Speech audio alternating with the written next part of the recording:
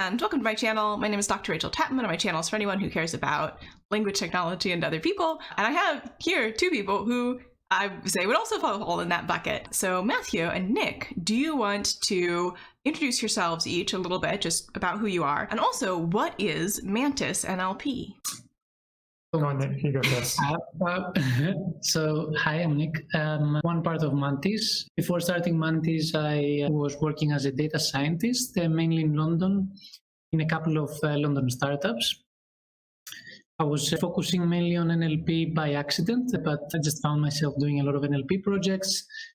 And my last gig before Mantis was working at the Wellcome Trust, where I met Matt. At the Wellcome Trust, which is a big foundation, I was leading the data science team. We were doing a lot of NLP on biomedical grants. And after that, this was in London, and I relocated into Cyprus. And this is where the idea for Mantis NLP came, and we started this consultancy with Matt. I'm going to pause here because, I mean, if I say more, maybe I'm going to sort of start introing Matt as well. Yeah, so thanks, Nick. So I've got kind of a similar background to Nick. So I was also based in London. I'm British, if that makes sense.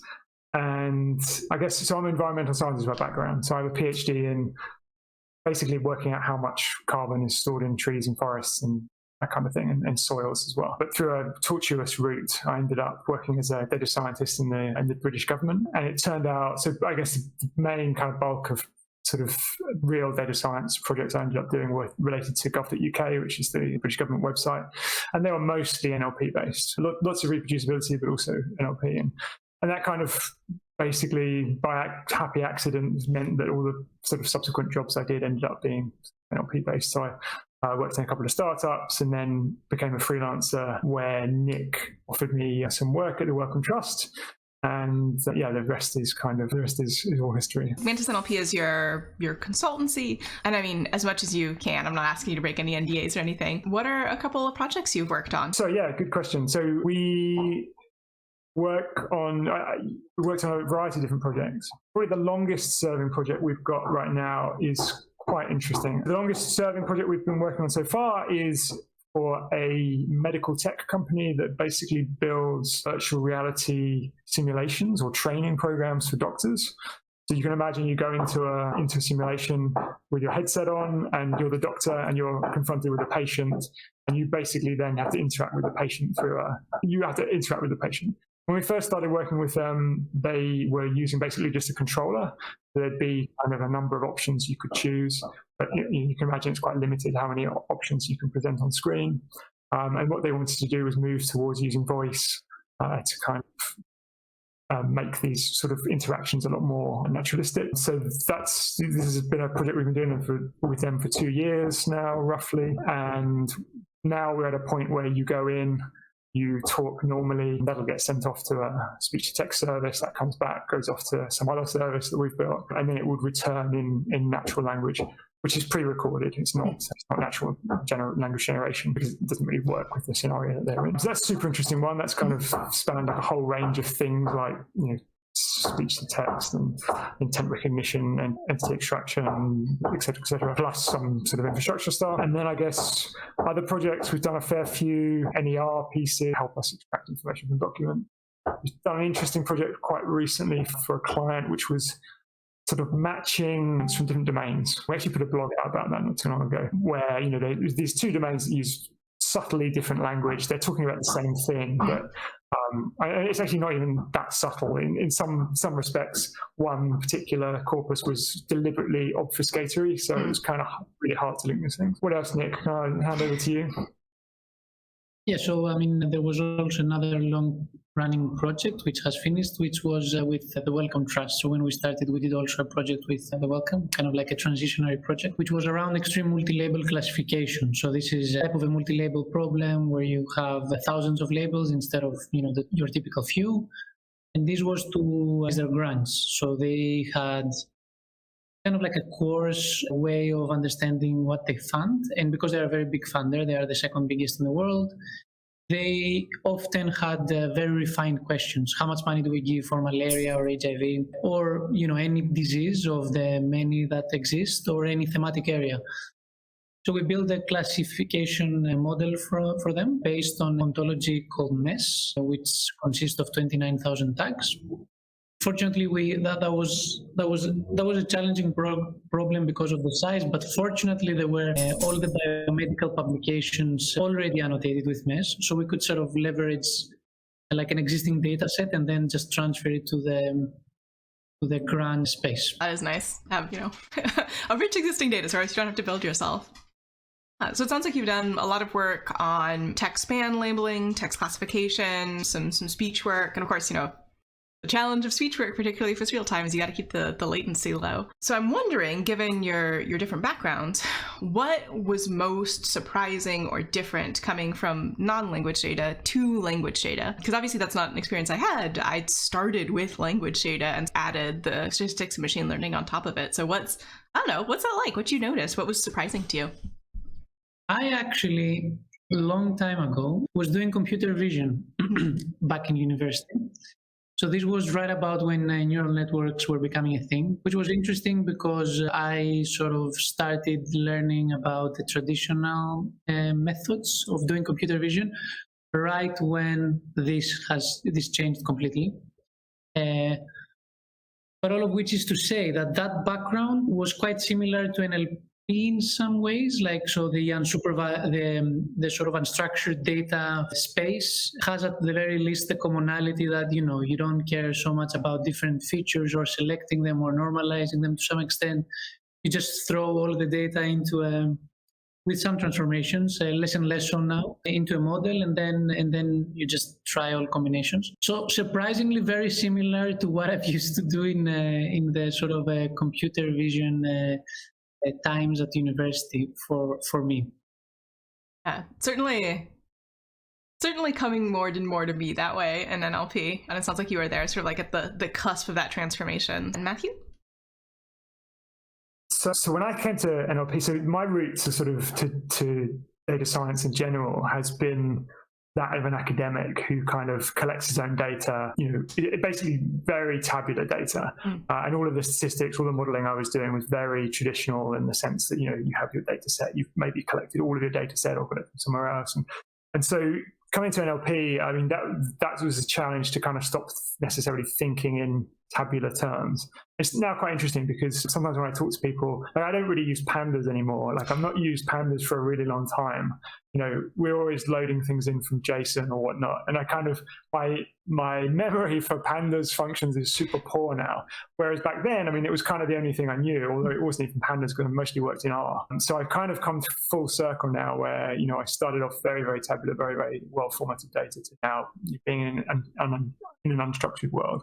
And I guess, that's the challenge, facing that challenge of how do you make this unstructured, semi-structured data into tabular data, of course, or, machine understandable format is, of course, what part of the big challenge. So yeah, I think that was kind of the biggest thing for me. And I kind of when I sort of first started, it was just before word embeddings were really sort of well used. So it was really sort of TF-IDF kind of, counts kind of world. ELD corpus linguistics methods, yeah.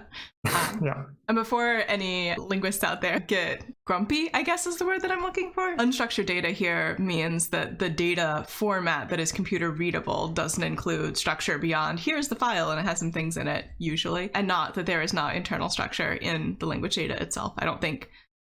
I hope most people wouldn't claim that. There might be some people who would, but they probably wouldn't call themselves linguists. So just to get ahead of that a little bit. It is interesting the parallels between, particularly for Nick, the parallels between the computer vision field sort of transformation and the NLP field transformation, and how that really made it easier for you to sidestep between them. So Matt, you mentioned reproducibility, and one of the things, so those of you who are really religious about watching my channel, I guess. A couple months ago, we talked about on the coffee chat, which is on Thursdays, your sort of we believe statement on your website. I ran across the website and I was like, I don't know, I'm nosy. I learned about an NLP company. I'm like, what are they thinking about? What is their sort of stance in the field? And one of the things you mentioned in that statement is your commitment to reproducibility, right? That you should be able to reproduce work. So I think what might be helpful, because we haven't actually, this is one of the things that I worked on quite a bit, particularly when I was at Kaggle, but not something we've talked about as much on the channel recently. How did one or both of you first start getting interested in reproducibility as a topic? Because it's not, I think there was a time when it was super mainstream in machine learning research, but just from the papers that I'm seeing published and people talking about, it doesn't seem to be quite as important to the field anymore, which is kind of a bummer. I don't know if you have the same impression. So basically, yeah, I mean, when I wrote my PhD, it was all written in LaTeX and R and a package which allows you to blend the R code with the Sweave was the original, and then there was another one called Sweave, maybe it's Sweave. That sounds right, yeah. I've used that. So, I was writing a lot of code back then, and I kind of was very interested in this idea of reproducible research. What I saw a lot of my colleagues doing was basically they'd have their results in their Excel spreadsheet, and they would have their Word document, and then they would copy and paste their results into the document, and then they would find, okay, they needed to collect some more results, or they did some more analysis, and these things would constantly be changing. I didn't really want to do that. So I used Sweave basically to kind of meld my R code with my LaTeX code. And essentially that's kind of where I started. I was like, I want to be able to just click a button and go from top to toe with the thesis and recreate absolutely every bit of analysis all the way through. And that's kind of basically where it started. More or less sort of achieved that, although I hate to look back at it now. And when I left academia, I ended up straight away in government. It turns out that government has a whole load of problems, super, super similar to what happens when you're writing a PhD. It's like, oh, these numbers changed, so we need to put them into this document. Except that it's not just like, okay, someone made a mistake, or we're doing a bit more analysis. It's like we need to produce the same publication every 6 months, or every 2 months, or whatever the timescale is. And none of this was automated in any way at all. In many teams, it's still not automated. It's just a process of people sort of plugging away at numbers. So it's quite painful, error prone, et cetera, et cetera. And but the government's worried about it, right? So they suggest that everybody does QA. I mean, you have to do QA, quality analysis, quality assurance. But what that literally means is that someone reproduces your work. And so every time you do a piece of work and you change it, you send it to someone else to reproduce it, and you just kind of get this, this process which really doesn't scale. And there's kind of no way of really ensuring that there aren't those errors in there. So anyway, so we kind of I happened to be in a very interesting team in the government digital service, which was like a team bringing digital transformation to the UK government. And we managed to kind of kick off this project to try and bring reproducibility practices to teams who are building publications.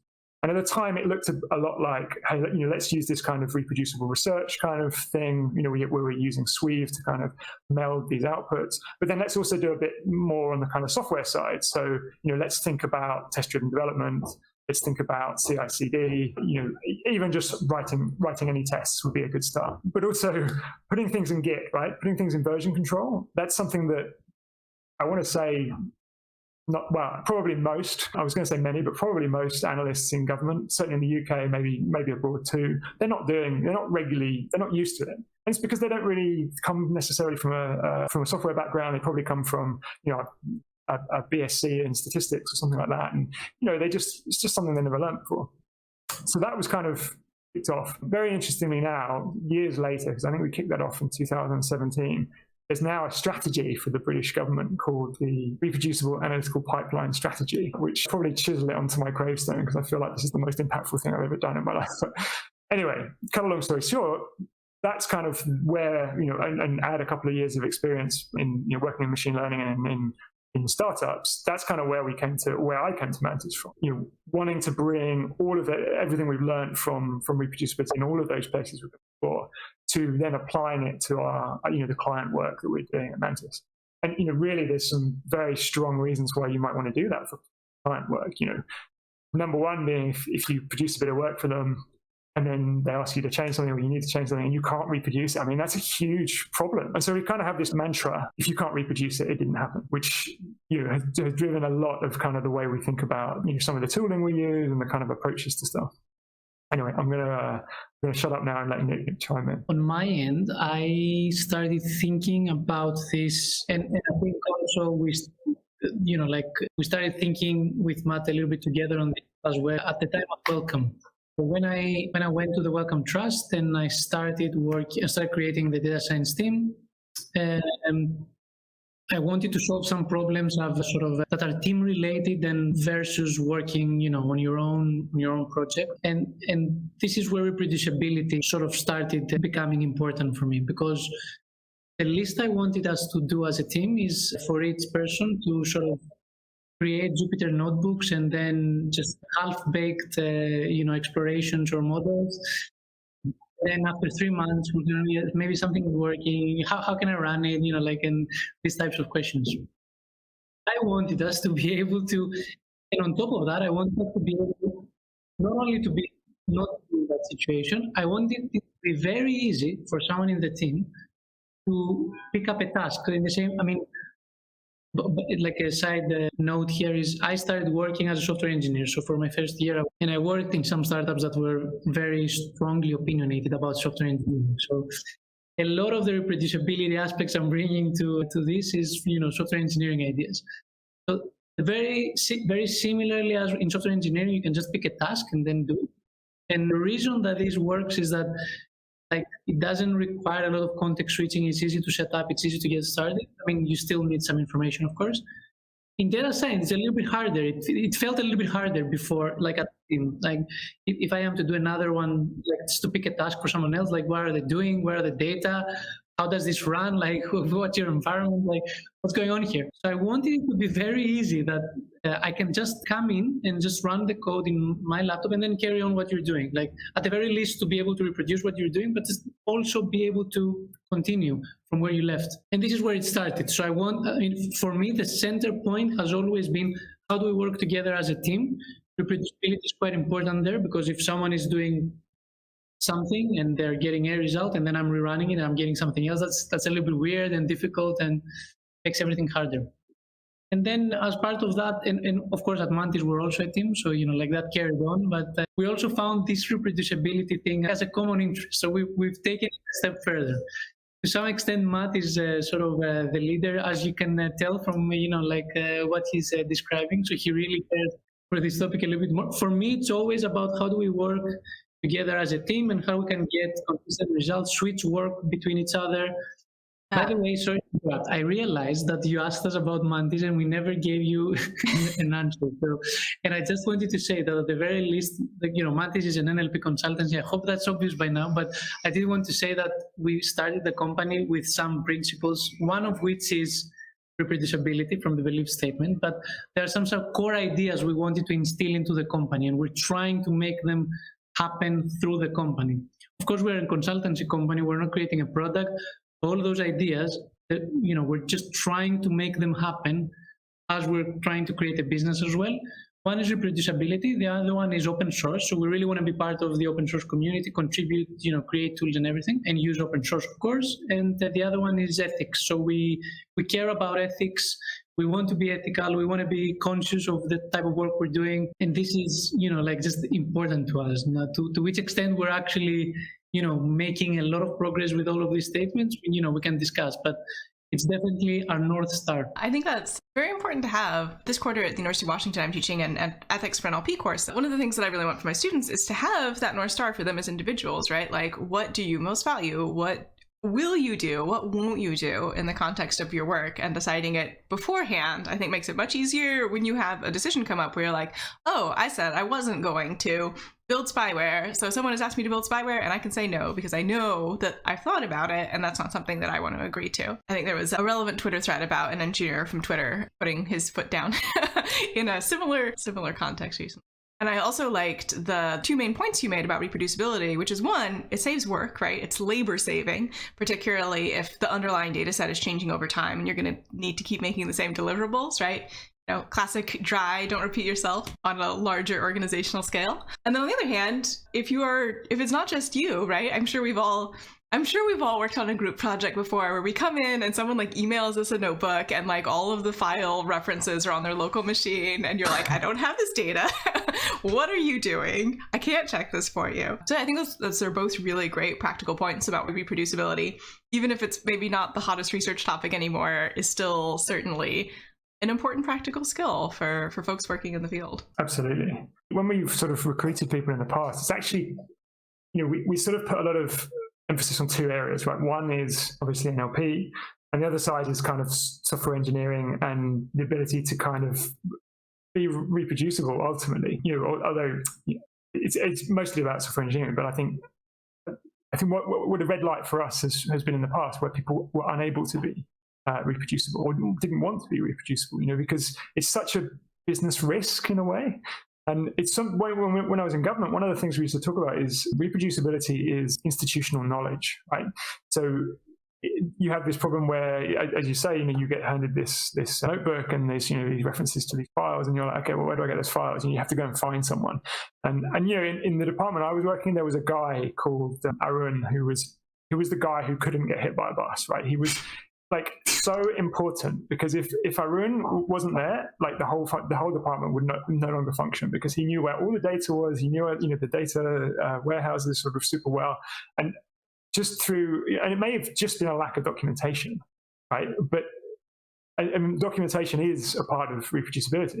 Without him, things would have fallen apart. So I get the point, and I think it is a valid one, right? If you make yourself replaceable, then you are replaceable, right? And I can see why an individual might, should I spend an extra week making sure that everything I do is fully reproducible for this project, when it means that they don't have to come back to me next time they need to do this project. And I can understand on an individual level, A, maybe you don't want to spend the time, but B, if you're the only person who can do the thing, then you have a little bit more irreplaceableness, which is not great on an institutional level, right? That's not fantastic. But I would say, if you're in that situation, perhaps your viewers, just think about the fact that you are not replaceable is a liability to the organization. And depending on the organization, it may become a high priority for people to make sure that you are replaceable very quickly. And at which point, if you are not building tools or relationships around you, it's a little office politic-y, but it's worth keeping in mind. It may come back to bite you in the butt in the end. A little bit replaceable and a little bit unreplaceable. Yeah. Keep a balance. You want to be non-replaceable because you write the best documentation and you can tackle new things. And also, do you really want to do the same thing every quarter for the rest of your life? My God. Maybe you do. I don't. Exactly. I guess that it's an interesting one as well, but it's sort of from the social side, because there is a tension there, right? There's a tension between just getting stuff done, and there's doing it well so that you don't have to do it again, or when you do need to come and do it again, it's not too hard to pick it up. And that's something we have talked about, at some length. When do you take things out of an IPython notebook? That's kind of one simple way of thinking about it. And we sort of have some extremes in Mantis where some people really, really like working in IPython notebooks, and others, mainly me, I sort of almost never use IPython notebooks. Almost always write, straight. It's almost always Python, so straight Python code. If I can, I'll write tests as soon as possible. But what we've realized is that actually you have some people who are really good at prototyping and getting stuff done quickly, and you have other people who are good at coming around a bit later on and kind of sprucing things up and making it tidy. And that's kind of how they get their kicks, right? And I'm sort of one of those people. So it's kind of nice to recognize that that skill, the way that people lean with their skills and what they kind of want to do. So. I think it's worth saying, though, that in an ideal world, we wouldn't be thinking a lot about reproducibility. Like, it would be part of, it would be part of tooling, maybe. Maybe collaborate. The Google Colab environment is the closest thing to that. Like, if someone can just write the logic to create and then can hand it over, and then the environment is reproducible, and you spend your time where you're best. Because where we are ending up with Matt, we think a lot about reproducibility, and we have people that think in the same lines as well.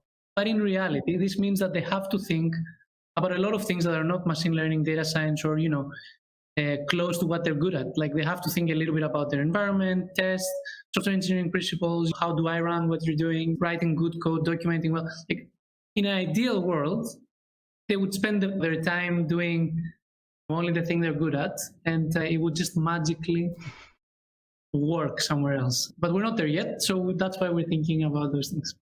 That sounds so nice. I would love that. I think most people would. Something that I've been thinking about a lot recently, and I'm interested to hear your thoughts on this because it's something that it's sort of half formed, right? So open source, something that I also am a huge fan of, right? I could not have finished my PhD without open source tools. I use them every day. Love me some open source. But something that I am sort of coming down on is that open sourcing tooling, fabulous, love to see it. Open sourcing data is, in the language context, always going to be more fraught because all language data is human data, right? I think there's a pretty big difference between open sourcing the tooling to build a model, open sourcing the model with the weights, and then open sourcing the data to train the model.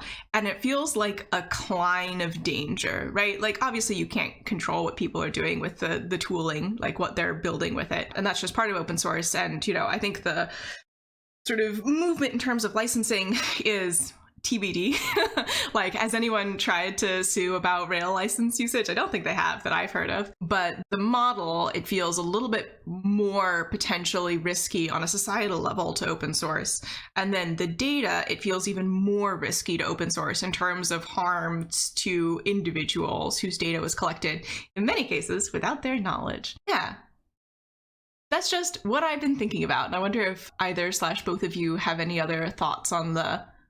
Because I do believe in open source. I do believe it can be a good thing, but I don't think we should open source everything when it infringes on the rights of the people whose stuff is being open sourced.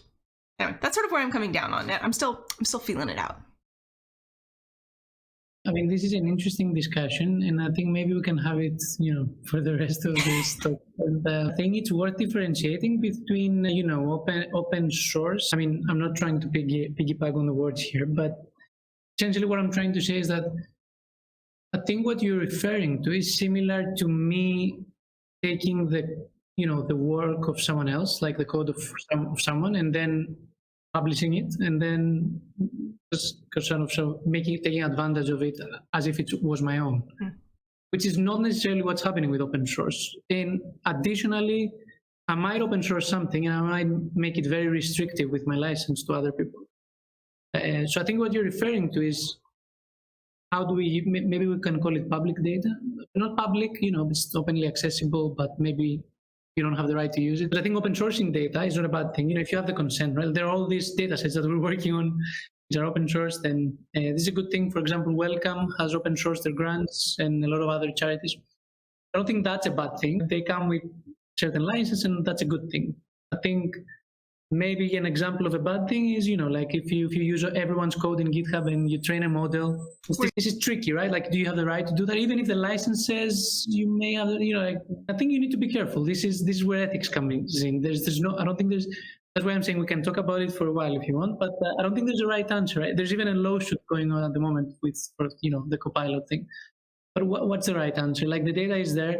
Maybe the person says, or, whoever published the data says in the privacy statement, you can use it. Like you can take that data for other purposes. Does this mean I can use it? Or basically they don't say otherwise. Maybe it's going to be the claim. I don't know. But it's worth thinking about. Can I use that data? At the very least, in our case, for example, when we had to, we're working on a project where we're trying to train a Cypriot language model. I live in Cyprus. Depending on who is listening to this, they're going to get angry. So they're speaking Greek.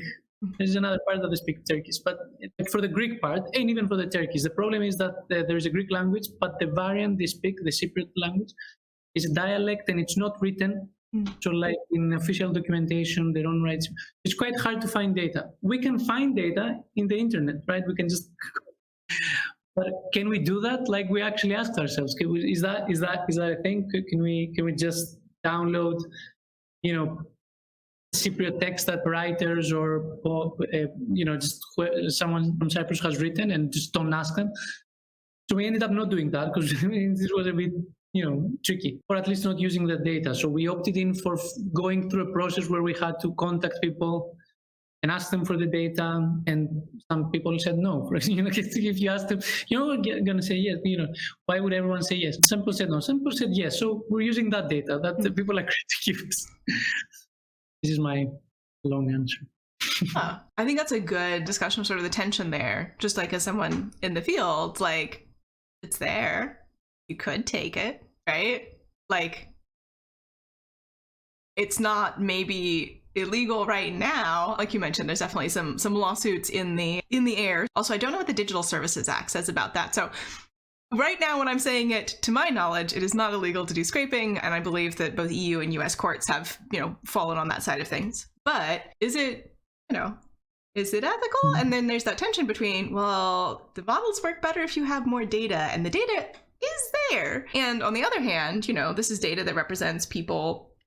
In the example of Cypriot Greek, this is a smallish language community. So you already have that sort of general risk of de-identification being much larger than if I'm looking at like US English, right? That is a much bigger language community. And yeah, it takes time. It takes time and effort to make sure that you do have consent to use the data that you want to use. I'm not unsympathetic to people who are in the position where they could just take it. They could just take the data. But at the same time, it feels maybe let's not call it open source. Let's call it use data that you have the right to use, right? Let's try another term. Let's keep open source for the data that you can use, right?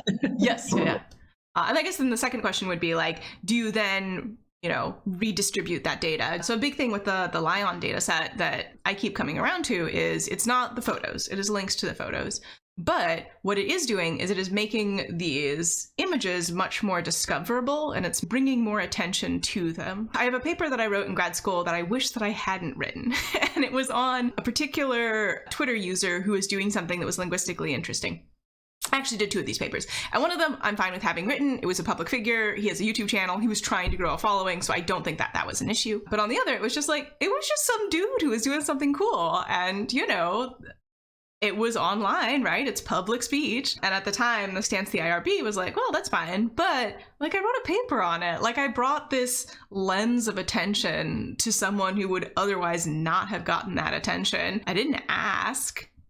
I probably should have. If I could go back in time, I would tell, grad school Rachael, grab her by the shoulders and be like, what are you doing? Stop, think about this. What if somebody did this to you? You wouldn't like that. Well, that's not a great example because I was also at that time, very intentionally being public with my Twitter. That's always been the intention with my Twitter, is that it was a public thing.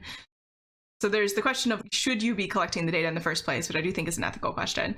And then the secondary question of, once you have that data, are you making it redistributable? Are you making it easier to find? And then if you're training a model on that data, I think I have not yet heard of a large language model where someone has tried to look for memorization and has not found it. I'm not saying that means that all language models absolutely memorize, but it seems likely is sort of my feeling on the matter, given the research that I've seen. So GDPR, the General Data Protection Regulation in Europe, is definitely a thing that we all of a sudden we need to think about. And it's actually quite interesting the way, maybe interesting is not the right word, but it can affect you in sort of funny ways, right? So one way we've had to think about this in the past is if you are, for example, the Wellcome Trust, who has this database of all of the people who have applied for grants. And you can go to 360 Giving, which is a website which publishes charity, grant giving data. You can go to that website and you can download, cuts of this data that Wellcome make available under a fairly permissive license. That's public data, right? Got permission to access it. You can kind of, that feels like you can do what you want with it, right? But then you start doing some things with it, like maybe you do some name density recognition on it and you pull out the names of researchers and you might sort of pull out the publications which they've produced, you do some linking or something. And all of a sudden, you've suddenly got this situation where you're like, okay, well, we had this public data and I could do what I want with it, couldn't I? But now I've got some personal identifiable information in there. So I've got the names of all these academics, I've got all their publications, I've got their career record, essentially. Can I use that? Do I need to notify them? Are they then protected under GDPR? And the answer is they are. So you kind of, even though this stuff was made publicly available, you still have to take care of the people who are mentioned in that data. And, that's kind of interesting.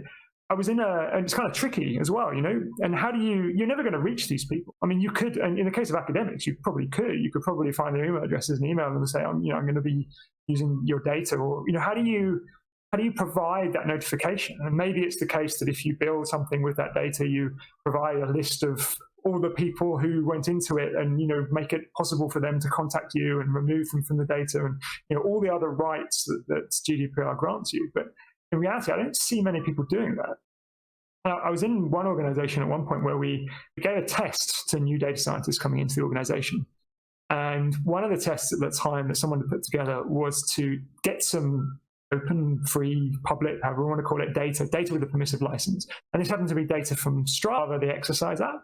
And they presented it to a candidate to do some analysis on this data. And the candidate came back and said, I don't think you can do this with the data. And there was suddenly this panic that actually, we couldn't do that with the data and we shouldn't have done it. And it was all, very, very worrying. But you're right, the data's there. It feels like you can do what you want with it, right? Because it's public. But actually, no, it's not that simple. It's quite a tricky maze to kind of navigate. If you want to be doing that stuff and you want to be doing it in a legally compliant way, you can kind of come down on one side and think, well, okay, we did some name density recognition. We pulled out the names of some academics and some, the universities that they work at and maybe the publications that they produce. Is there no one ever going to pull you up on that? Probably not.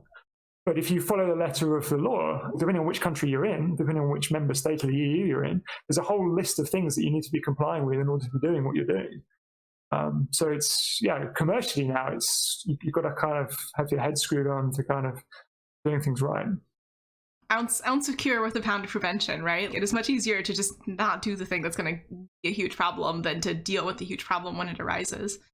Is at least my stance, although I know perhaps some people who are really into the move fast and break things culture would not agree with me on that. And I really like the way you put it. How do you take care of the people who are in the data, right? Because it's all language data is human data. So you are taking on, well, perhaps not legally yet in the US, you're not taking on a duty of care to your data donors, but perhaps ethically you are. Before we wrap up, I always like to ask, what would you like to plug? One thing I'd like to plug is that we recently wrote an open source tool on the subject of open source, which is basically a command line interface for Hugging Face inference endpoints.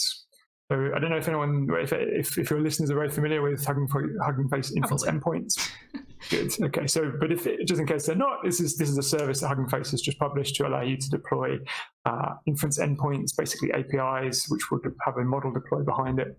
And you can do that on any cloud, or you can do it on Azure and AWS, I think, maybe GCP too now. It's very, very easy. It's basically has taken deployment of transformer-based models and other models away from being, okay, let's build a Docker container, let's deploy that container somewhere on AWS, and then have pain around doing that. So you can now do that from a UI. And we basically wrote a CLI library called Huggy, which is now available Mantis AI/Huggy on HUGIE on Git, which we just made available last week, and we're using actively in production. This is a real dog fooding thing. We're using it for some projects. So if anyone wants an easy way to deploy models on Hugging Face, check out Huggy. We welcome any feedback. If you have an NLP problem, we are an NLP consultancy. We'd love to help you and discuss your use cases and everything. But also, I guess my inspiration, I want to mention with Mantis, is we're trying to move towards we're trying to create certain things through the company. So, we hope to we want to attract people or companies that are interested in the same values. So, people that care about reproducibility, open source. We want to use the projects we do as an opportunity to build tools, ethics, of course, as well. And at the same time, we want to do a little bit of research on the side to sort of advance some of the things that are important when you apply NLP. For example, how can you train a model with fewer data? How can we use large language models, but not sort of having to do API calls, but maybe just take the knowledge and just use like a smaller version of it, or even use a smaller version to begin with. Just how can you sort of minimize the requirements of the compute and the service required, things like that. So, if anyone, has similar questions or is interested in what we're doing, they should definitely get in touch. Definitely. So reach out if you are interested. And I should say, this is not a paid advertisement. No money has exchanged hands here. We are just chatting. Professional acquaintances talking. Well, thank you so much for joining me today, Nick and Matthew. I hope everyone watching really enjoyed this conversation. I will catch you next time. So thank you so much for joining, everybody, and I will talk to you later. Bye. Thanks, Rachel. Thank you. Bye-bye.